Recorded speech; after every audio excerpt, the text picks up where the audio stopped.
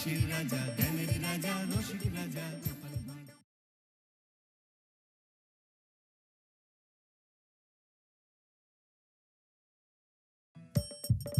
হাসির রাজা, জ্ঞানের রাজা, রসিক রাজা। তোদের পড়াতে গিয়ে আমার মাথা খারাপ হয়ে যাবে। তাহলে আর পড়িয়ে কি লাভ? আমাদের ছুটি দিয়ে দিন, মাঠে গিয়ে বরং ঘুড়ি ওড়াই। কি পণ্ডিত, ছাত্রছাত্রীরা পড়াশোনা কেমন করছে? ওরা পড়াশুনো করে কোথায়? বাড়ি গিয়ে কেউই বই খুলছে না। মানে বই পড়ে না? না, এই যে গুলটেকেই দেখুন, 1 থেকে 50 অবধি মুখস্থ, কিন্তু তারপর বলতে গেলেই হোঁচট খায়। আচ্ছা গুলটে, 51 থেকে বল দেখি। 57, 52, 53, 54, 55, 56, 57, 58, 59, 60, 61। 57, 59, 60, সেগুলো আবার কি? 61 আগে তো 60 হবে। 41 আগে যেমন 40 হয়, 31 আগে যেমন 30 হয়। তুই কি নতুন করে বই লিখছিস নাকি সংখ্যা আবিষ্কার করছিস? না, বই পড়তে ভালো লাগে না। পণ্ডিত, এদের মা বাবাকে ডেকে বোঝাও, শুধু ঘুরে বেড়ালে চলবে, পড়াশোনা করতে হবে তো। আচ্ছা মহারাজ, আপনি যখন এত করে বলছেন, এবার থেকে আমরা মন দিয়ে পড়াশোনা করব। হ্যাঁ। আর বলিস না, তোদের গিন্নিমা আজকে চুনো মাছের চচ্চড়িটা যা বানিয়েছিল না, আহ, পুরো মাখন। গিন্নিমাতে এতদিন জানতাম সরষের তেল দিয়ে রান্না করতো, এখন কি মাখন দিয়ে রান্না করছেন নাকি? আরে দূর, মাখন দিয়ে রান্না করবে কেন? যাই হোক, বাদ দে। উফ, বিকেল বেলা আমাদের বাড়িতে চলে আসিস, তেলে ভাজা দিয়ে মুড়ি খাবো। আর সাথে একটু পেঁয়াজ কুচি আর শসা থাকলে একেবারে জমে যাবে। এ কি মন্ত্রী, তুমি এখানে দাঁড়িয়ে দাঁড়িয়ে গল্প করছো, কোনো কাজ নেই? রাজসভা তো একটু পরে শুরু হবে, তাই একটু ফাঁকা সময়ে। বেশি বকবক না করে রাজসভায় এসো, আজকে একটা গুরুত্বপূর্ণ আলোচনা আছে। ঠিক আছে, আমি আসছি। তাহলে বিকেলে চলে আসিস। হ্যাঁ হ্যাঁ মন্ত্রী মশাই, একদম চিন্তা করবেন না।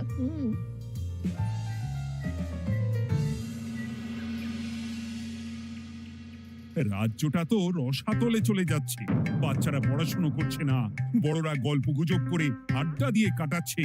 কি করা যায় কিছুই তো বোঝা যাচ্ছে না। কে গল্প গুজব করে আড্ডা দিচ্ছে মহারাজ? কে আবার? আমাদের মন্ত্রী। আমি নিজের চোখে একটু আগেই দেখলাম, বটা ঘটার সাথে সকাল সকাল গল্প জুড়েছে। তাহলে এটা বোঝা যাচ্ছে যে মন্ত্রী মশাইয়ের তেমন কাজ নেই, আর কাজ যখন নেই তখন মন্ত্রী মশাইকে রাজসভায় রাখারও দরকার নেই। হ্যাঁ মহারাজ, গোপাল এটা ঠিক কথা বলেছে। মন্ত্রী মশাই তো কাজের মধ্যে দুটো জিনিসই করেন, অকাজ আর কুকাজ। একদম বাজে কথা বলবে না। গোপালের কথা শুনে এখন আমার নিন্দা শুরু করেছো, তাই না? এই থামো থামো থামো থামো, আমাদের রাজ্যের উন্নতির জন্য একটা সমাধান করা দরকার। এই সময় নষ্ট করা বন্ধ করতে হবে। তাহলে মহারাজ, সবাইকে ফাঁকা সময়ে বই পড়তে হবে, পড়াশোনার মধ্যে থাকতে হবে, কারণ জানার কোনো শেষ নেই। তাহলে কি করা যায় বলো তো গোপাল? আমাদের রাজবাড়ির যে গ্রন্থাগার আছে সেটা তো বহু বছর ধরেই বন্ধ, ওটা খোলার ব্যবস্থা করুন মহারাজ। হ্যাঁ মন্ত্রী, তুমি নিজ দায়িত্বে গ্রন্থাগার খোলার ব্যবস্থা করো। অনেক দিন ধরে ধুলো ময়লা জমে আছে, সব পরিষ্কার করবে, আর পরিষ্কার হয়ে গেলে তোমরা সবাই গ্রন্থাগার থেকে বই নিয়ে পড়বে। বেশ। মন্ত্রী মশাই ভালো ভাষার ফেঁসেছেন। হ্যাঁ, জীবনটা তো শুয়ে বসে গুলতানি দিয়ে কাটিয়ে দিচ্ছেন, না হয় একটু কাজ করবেন আর কি। আর হবে না গল্প গুজব, হবে না ঠাট্টা হাসি। গ্রন্থাগার সাফ করতে গিয়ে মন্ত্রীর হবে হাঁচি কাশি। কথাটা বেশ ভালো বলেছে বিজ্ঞানী। ওনার দুটো কাজ, অকাজ আর কুকাজ। সে তো তুমি প্রসঙ্গ আনলে তাই। বেটারা আমাকে নিয়ে রসিকতা করছে। এই গোপালের বড্ড বার বেড়েছে, এমন চাল চালবো যে কেঁদে কুল পাবে না।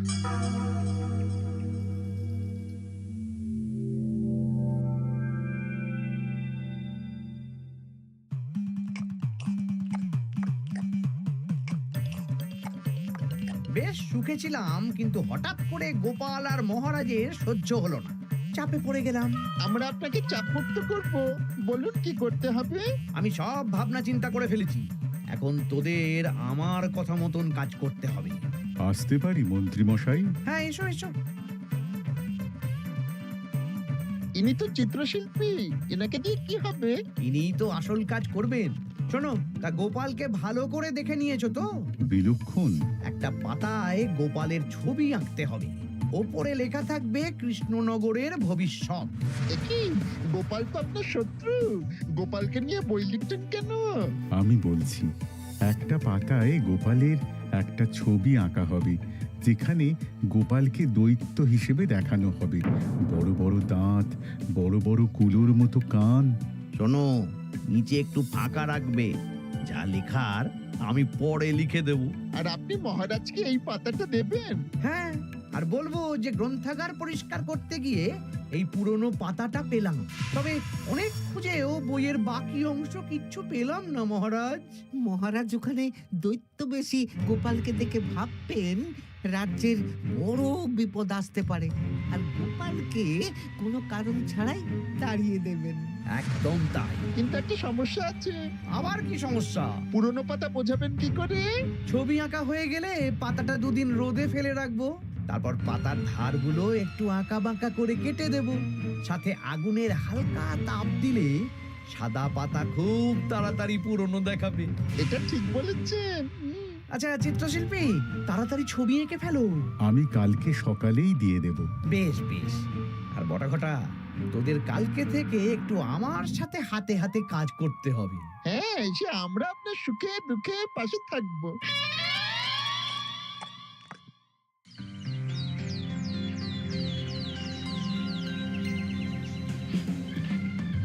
ওপরের তাকগুলো পরিষ্কার কর, ওপরের বইগুলো বড্ড ময়লা। কি মন্ত্রী, কাজ হচ্ছে? কাজ করছেন না, বরং কাজ করাচ্ছেন। কাজ হওয়া নিয়ে দরকার, সে আমি করি বা অন্য লোক, তাতে কি যায় আসে? যায় আসে মন্ত্রী মশাই। আমাদের এই গ্রন্থাগারে এত দামি দামি প্রাচীন দুষ্প্রাপ্য বই আছে, যদি কোনো বই চুরি হয়ে যায় তার দায় কে নেবে? এটা গোপাল ঠিক বলেছে।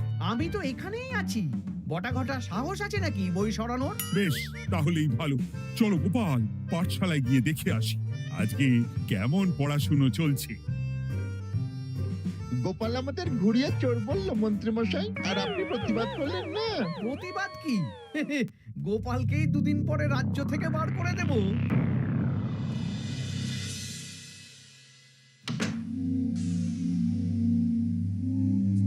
মন্ত্রী মশাই, ছবি আঁকা হয়ে গেছে। কই দেখি দেখি দেখি। সাব্বাস, এই তো চাই। এই ছবি দেখে মহারাজ চমকে যাবে। এবার পাতা পুরনো করার কাজটা করে ফেললেই কেল্লা ফতে।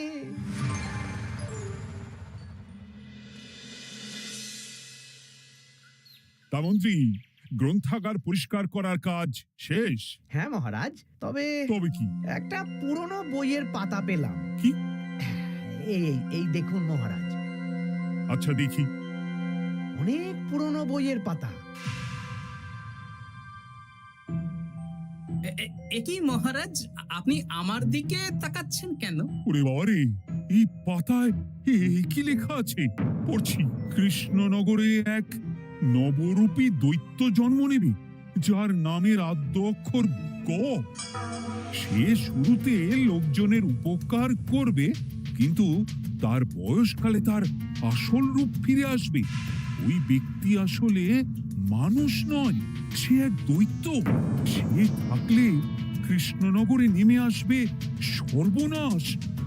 কৃষ্ণনগরের মানুষদের ধরে সে খাবে। তার আসল রূপের চিত্র প্রদর্শিত করা হলো। কই দেখি মহারাজ। দেখো, সত্যি তো, এই দৈত্যকে একদম গোপালের মতন দেখতে। মহারাজ, আমার মনে হয় যে গোপালকে এই রাজ্যে ঠাঁই দেওয়া একদম ঠিক হবে না। কোন দিন গোপাল মানুষ থেকে দৈত্য হয়ে আমাদের খেয়ে নেবে বলা তো যায় না। উল্টো পাল্টা কথা বলবেন না মন্ত্রী মশাই। ওই দেখুন মহারাজ, গোপাল কেমন রেগে উঠছে।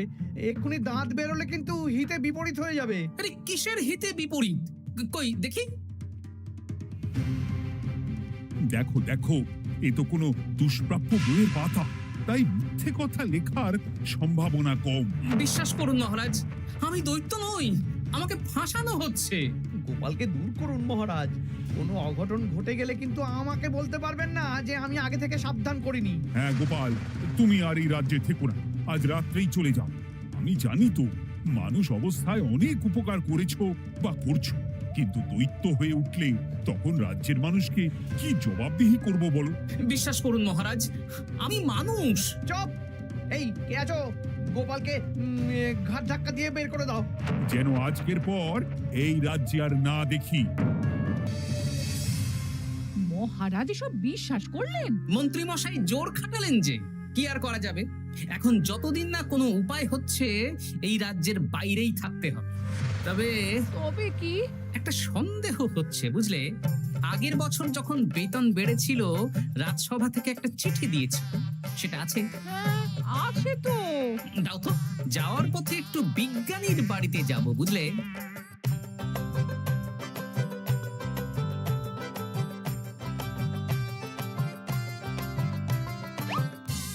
এবার চলো।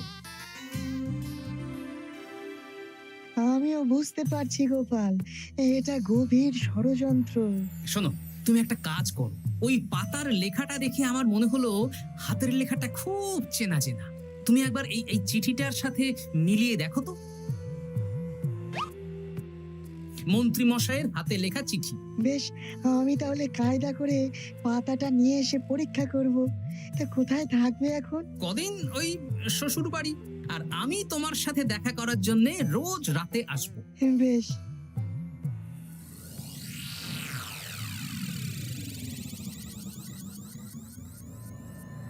আসতে পারি মহারাজ?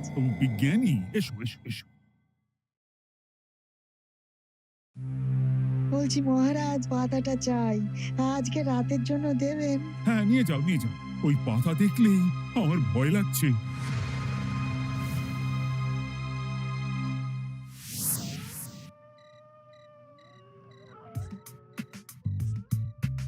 এ তো হাতের লেখা হুবহু এক।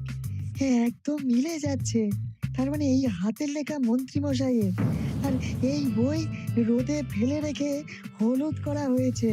আসতে পারি বিজ্ঞানী? এ কি, এ কে তুমি?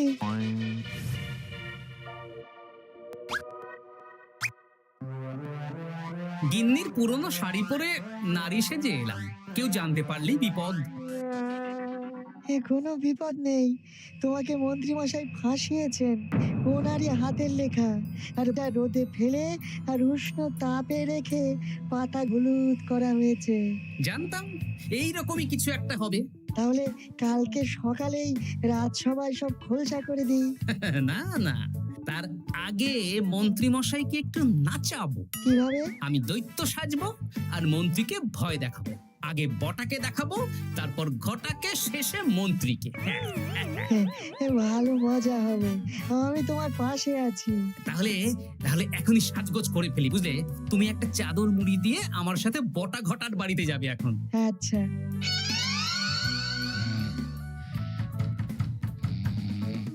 হে, ঘরটা দেখ না।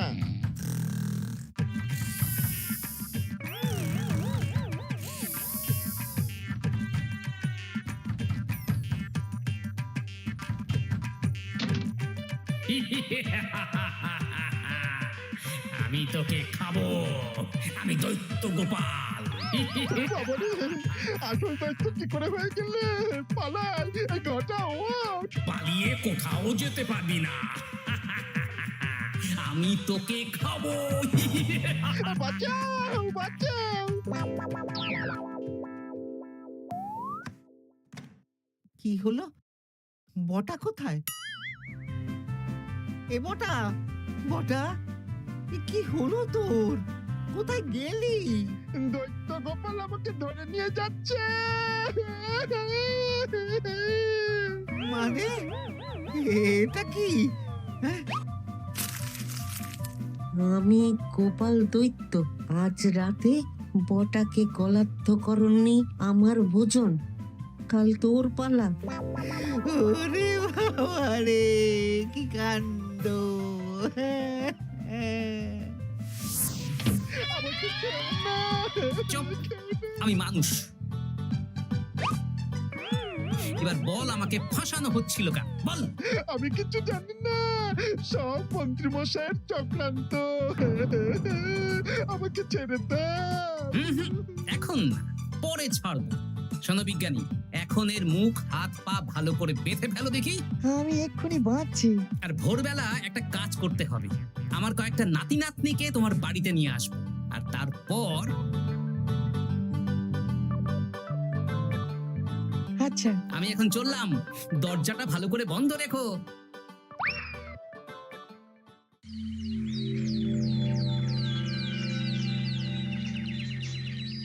কি সব উল্টো পাল্টা বলছিস? সত্যি কালকে গোপালের দৈত্য এসেছিল। আরে গোপাল তো রাজ্য ছেড়ে চলে গেছে, আমি কড়া পাহারা বসিয়েছি। গোপাল এই রাজ্যে আর ঢুকতেই পারবে না। কিন্তু ওর দৈত্য এসেছিল। আরে দূর, তুই স্বপ্ন দেখেছিস। সকাল সকাল মাথা খারাপ করাস না ঘটা, কাজ আছে। সত্যি বলছি। চুপ!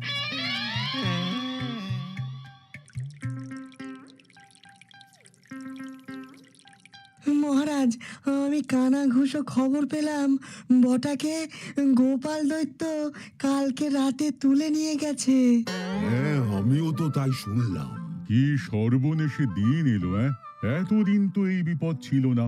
কালকে গোপালকে তাড়িয়ে দেওয়ার পরেই গোপাল দৈত্য হয়ে সব শুরু করলো নাকি? আরে দূর দূর, আরে গোপাল দৈত্য হবে কি করে? মানে তুমি তো ওই পাতাটা দেখিয়ে বললে। না মানে আমি বলতে চাইছি যে মহারাজ, গোপাল দৈত্য হয়ে এই রাজ্যে বিপদ আনতে পারে, কিন্তু সেটা তো এই রাজ্যে থাকাকালীন। এখন তো রাজ্যেই নেই, তাহলে আমি তো এর মাথা মুন্ডু কিছুই বুঝতে পারছি না। সর্বনাশ হয়ে গেছে মহারাজ। কি হলো পুটির বাবা? আজ সকালে গোপাল দাদার মতন দেখতে একটা দৈত্য এসেছিল আমাদের বাড়িতে, আর পুটি ট্যাপা পুচকে তুলে নিয়ে গেছে। এবার আমাদের কি হবে মহারাজ? এ কি সর্বনেশে কাণ্ড রে বাবা! দূর, কি সব বলছো? সত্যি পুটির মা সকাল থেকে কাঁদছে, সকাল থেকে কাঁদছে। আজকে ওরা তিনজন পাঠশালাতেও আসেনি। এই সেরেছে। মহারাজ, গোপালকে তাড়ানোর পর থেকে তো দেখছি বিপদ শুরু হলো। এতদিন তো কোনো বিপদ ছিল না। সেনাপতি, তুমি তোমার প্রহরীদের নিয়ে গোপাল দৈত্যকে খুঁজে বের করার চেষ্টা করো। আচ্ছা মহারাজ। আর এই যে মন্ত্রী, বলুন মহারাজ। আজ থেকে রাজ্যের সব দোকান, বাজার, হাট অনির্দিষ্ট কালের জন্য বন্ধ থাকবে। সবাই বাড়িতে থাকো, ঢেড়া পিটিয়ে দাও।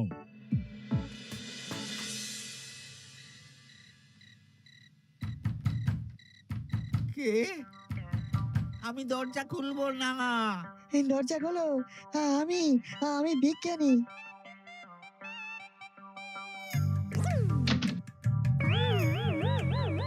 এবার আমি তোকে খাবো। আমাকে ছেড়ে দাও, আমাকে ছেড়ে দাও, ছেড়ে দাও আমাকে, আমাকে ছেড়ে দাও। ছেড়ে না, ছিঁড়ে খাবো।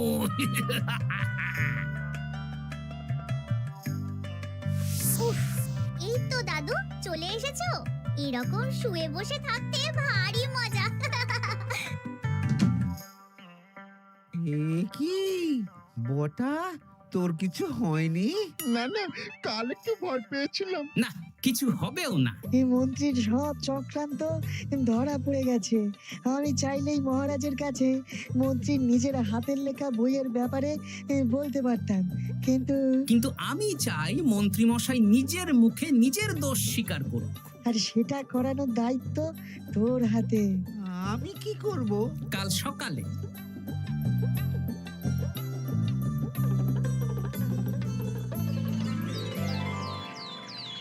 কালকে আবার ঘটাকে তুলে নিয়ে গেছে। ও সেনাপতি, তুমি কি করছো? আমি তো দেখতে পাইনি গোপালকে। দূর! মহারাজ, মহারাজ, কি ঘটা, কি অবস্থা তোর? ও অনেক কষ্টে পালিয়ে এসেছি। গোপাল খেতে গিয়েও খায়নি আমাকে। মানে ও বলছে আপনাকে খেতে চায়। গোপাল কি দৈত্য নাকি যে আমাকে খাবে? হ্যাঁ, ভয়ানক দৈত্য। এই তো আমি পাতাটা এনেছি, দেখো তো একবার। হ্যাঁ, এইরকম। ওরে বাবা, কি ভয়ানক! এই গোপালটা কি শুরু করেছে বলতো? গোপাল দৈত্য হবে কি করে? এই ছবির নিচের লেখাটা তো আমার, তুই জানিস না নাকি? না মানে কিছু না কিছু না। তোমার লেখা মানে? না না, আমার লেখা না, মানে আমি খুঁজে পেয়েছি আর কি। আপনি সত্যি না বললে আমার কাছে কিছু প্রমাণও আছে মন্ত্রী মশাই, যে এই পাতার লেখাটা আপনার। হ্যাঁ, এটা মন্ত্রী মশাইয়ের লেখা, আমি সব জানি। এই তোকে বলতে বলেছি। না না না না না, এবার আমি বলবই। আগে আমার প্রাণ, তারপর আপনার মান। মন্ত্রী মশাই এই পাতাটা নিজে লিখেছেন, আর গোপালের ওই ভয়ানক ছবি একজনকে দিয়ে আঁকিয়েছেন। রোদে রেখে ও আগুনে উষ্ণ তাপে পাতাটা হলুদ করেছেন, আর ধারগুলো আঁকা বাঁকা করে কেটেছেন যাতে দেখে পুরনো মনে হয়। সব বাজে কথা। কোনো বাজে কথা না। এই দেখুন মহারাজ, মন্ত্রীর হাতের লেখা একটা চিঠি আর বইয়ের লেখা একদম এক।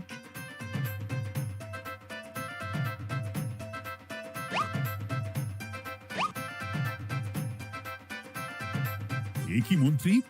না মানে কিন্তু গোপাল যদি সত্যিই দৈত্য না হয়, তাহলে বাচ্চাগুলোকে আর বটাকে কে ধরে নিয়ে গেল? আমি ধরে নিয়ে গিয়েছিলাম। অনেক সময় সোজা আঙুলে ঘি না উঠলে আঙুল বাঁকাতে হয়, তাই এই ছোট্ট নাটক। সবাই সুস্থই আছে। এবার মন্ত্রীকে আমি মেরে অসুস্থ করে দেব। সুস্থ মানুষকে দৈত্য বানিয়ে দিলে, হ্যাঁ?